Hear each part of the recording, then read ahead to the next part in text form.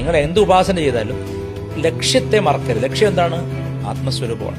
ദേവതാ ദർശനം വന്നാലും അതിനപ്പുറം ആര് ഈ ദേവതയെ കാണുന്നു എന്നതിൽ ഉറയ്ക്കാതെ പൂർണ്ണമായ തൃപ്തിയോ സമാധാനമോ കിട്ടില്ല. അതുകൊണ്ടാണ് പല ഉയർന്ന സാധകരും ഗ്രീഡിയായിട്ട് പെരുമാറുന്നത്. വളരെ ഉയർന്നവരായിരിക്കും, പക്ഷെ അത് അൾട്ടിമേറ്റ്ലി ഭയങ്കര ഗ്രീഡിയായിരിക്കും.